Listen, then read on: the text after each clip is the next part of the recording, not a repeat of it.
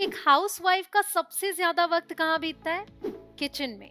और इन आदमियों को देखो जो मकान बनवाते हैं, बाथरूम्स तो बड़े बड़े बनवाते हैं पर किचन सबसे छोटा। ज्यादातर घरों में किचन स्पेस में ही एडजस्ट किया जाता है और कहीं नहीं। क्यों? क्योंकि और सभी जगहों को सभी यूज करते हैं पर किचन को कौन यूज करता है? वो जो खुद पूरी जिंदगी एडजस्ट करती है। तो सोचा जाता है कि यहाँ भी एडजस्ट कर लेगी।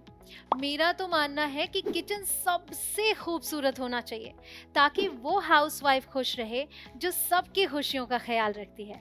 क्यों, आप क्या कहते हैं? मुझे कमेंट्स में बताइए। वैसे आप सोच रहे होंगे कि मैं आज हाउसवाइफ और किचन की बातें क्यों कर रही हूँ?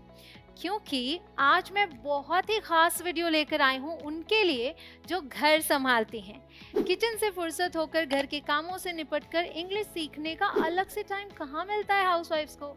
तो मैंने सोचा क्यों ना मैं उन्हें किचन में ही इंग्लिश सिखा दूं। अब से आप किचन की सारी बातें इंग्लिश में कर पाएंगी। आज है डे 1 और आज मैं आपको किचन एक्शन वोकैबुलरी और सेंटेंसेस दे रही हूँ, जिसका मतलब है कि आप कुकिंग करते वक्त जो भी एक्शंस करती हैं, जैसे छानना, बेलना, छीलना, झुलसाना, हिलाना, इनके इंग्लिश, ताकि आप कॉन्फिडेंस के साथ इंग्लिश बोल पाएं। हाँ, किचन इंग्लिश डे 2 में आपको क्या चाहिए वो ज़रूर कमेंट्स में लिखकर बताइए। फॉर एग्जाम्पल, किचन में यूज़ होने वाली चीज़ों के इंग्लिश में नाम या फिर जो भी आपको ठीक लगे। चलिए जल्दी से करते हैं शुरुआत। My name is Kanchan, you are watching me on English Connection. Let's get going. तो हमारे किचन एक्शन वोकैबुलरी में सबसे पहला वोकैब है स्ट्रेन। इसका मतलब होता है छानना। लेकिन आप दो तरीके की चीज़ें छानते हैं अगर आप ध्यान दें तो। एक तो लिक्विड, ठीक है, तो ये लिक्विड है तो हम स्ट्रेन यूज करेंगे। पानी छान दो, स्ट्रेन द वाटर। चाय छान दो, स्ट्रेन द टी। लेकिन दूसरा क्या है, आप पाउडर भी तो छानते हैं, जैसे आटा। सो अगर बोलना है आटा छान दो तो आप यूज करेंगे सिफ्ट। Shift the flower.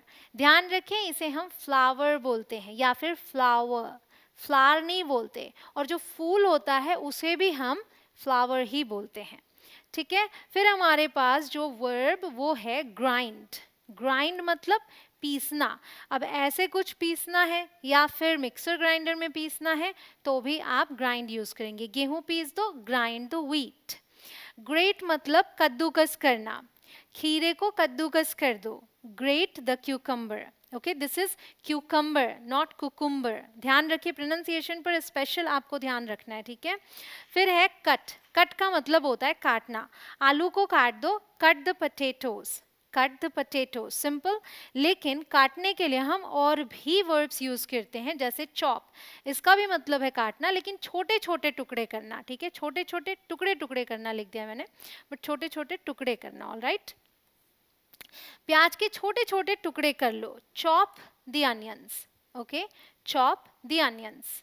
फिर है स्लाइस। इसका भी मतलब होता है काटना, लेकिन फाक काटना। जैसे ऐसे गोल गोल गोल गोल आप काट देते हैं तो इसे हम स्लाइस करना बोलते हैं। खीरे को काट दो, स्लाइस द क्यूकम्बर। अगर चॉप बोलेंगे तो इस तरीके से नहीं काटेंगे, इस तरीके से काटेंगे, राइट। चलिए, फिर हमारे पास पील। पील मतलब छीलना। रोहन ने सेब छीला, रोहन पील्ड दी एप्पल। ओके, तो कोई भी चीज छीलने के लिए ये यूज करेंगे। फिर है क्रश। इसका मतलब होता है कूटना या कुचलना। लहसुन कूट लो, crush the garlic. Crush the garlic. फिर है विस्क। इसका मतलब होता है फेंटना। अंडे फेंट दो, विस्क द एग्स। इवन इस चीज को भी विस्क बोलते हैं। फिर हमारे पास चर्न। चर्न का मतलब मथना। उसने उन्हें दिखाया कि मक्खन कैसे मथना है। He showed them how to churn butter. तो मथने के लिए हम चर्न का यूज करते हैं। फिर है नीड, मतलब गूंथना या गूंदना।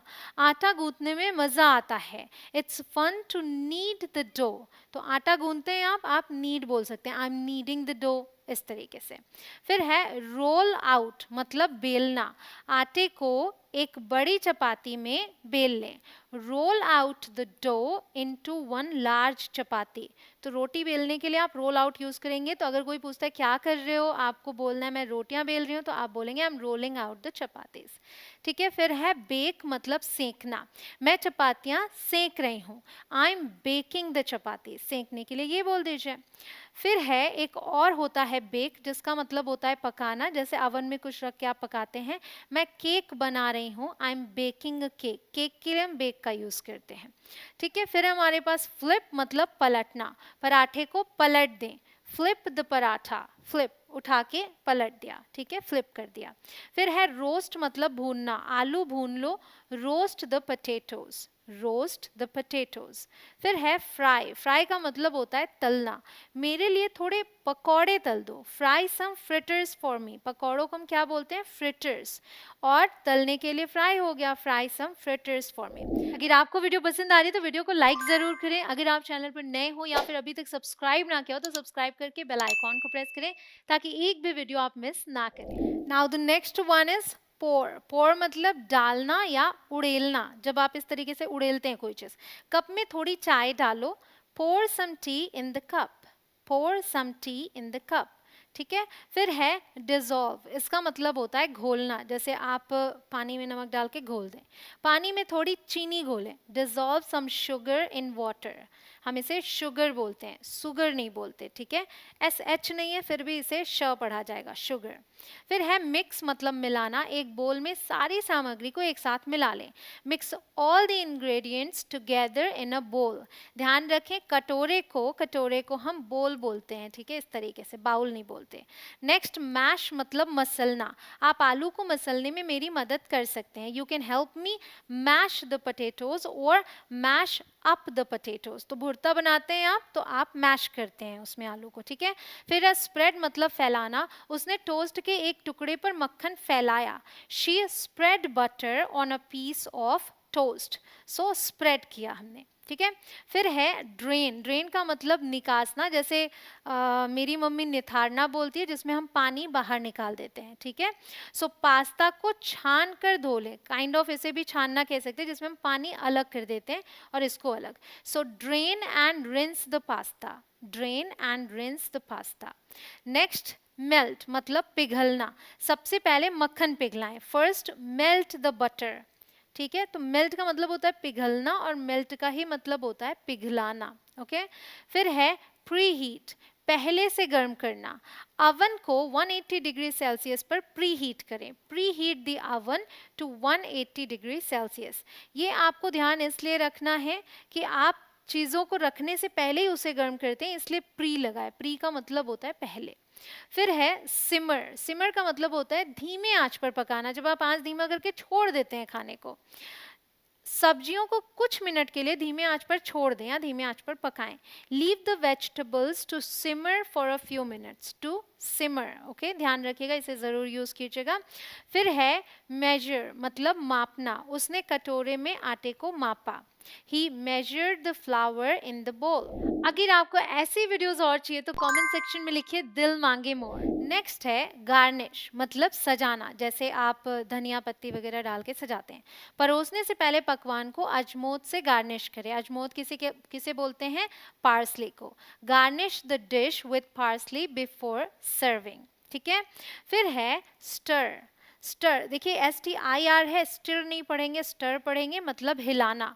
एक चीज होता है मिक्स करना, बट स्टर मतलब ऐसे इस तरीके से हिलाना, उसने चाय हिलाई, she stirred the tea, stirred the T.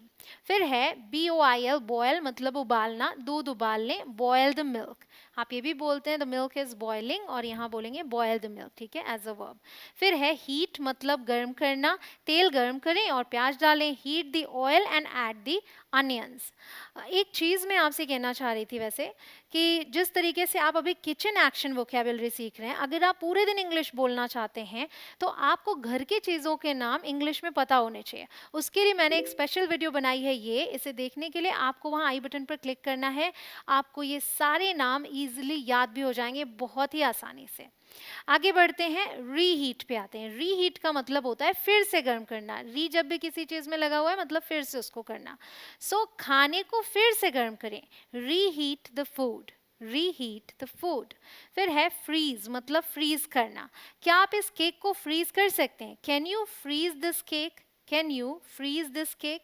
तो फ्रीज बेसिकली हम यूज करते हैं कुछ जमाने के लिए। All right. फिर है कोट, मतलब लेपना, जैसे लेप लगाना। सॉस से मछली को कोट करें, coat the fish with the sauce, coat the fish with the sauce. फिर है स्टफ, मतलब भरना।